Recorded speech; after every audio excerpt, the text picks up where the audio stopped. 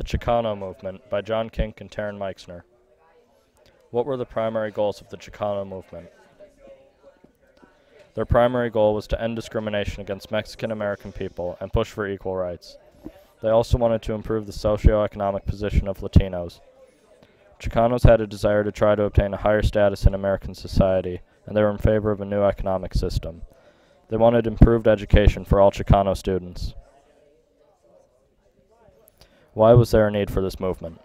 There was a lot of police discrimination and abuse against Latinos. In 1966, farm workers lived in cramped labor camps, 10 or more in a small home.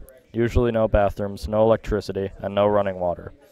People were upset that Latinos were not allowed to serve on juries and courts, and there were many issues with education that needed reform.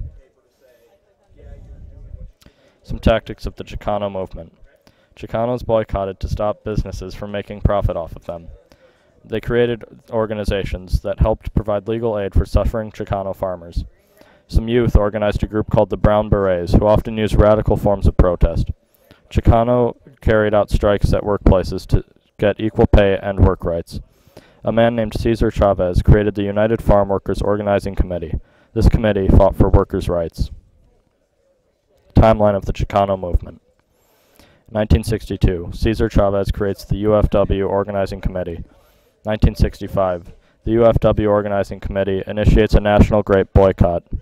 In 1966, Rodolfo Acuna teaches the first Mexican-American history class. In March 1968, over 10,000 students walk out of school peacefully.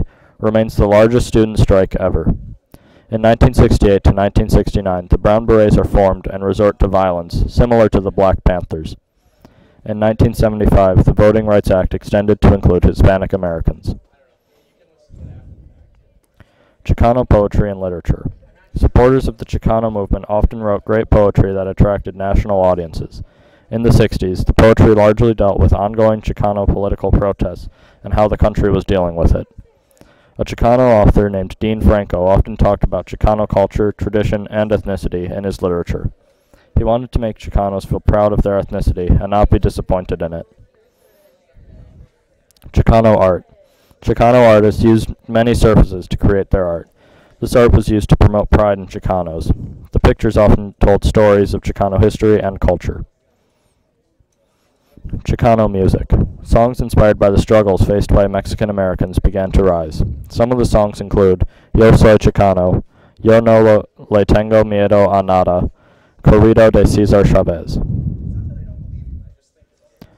Some outcomes of the Chicano movement were Mexican Americans being included in the Voting Rights Act, Latino and Hispanic culture becoming much more celebrated, and Mexican Americans having much more rights. There is also less discrimination, and police abuse has ceased.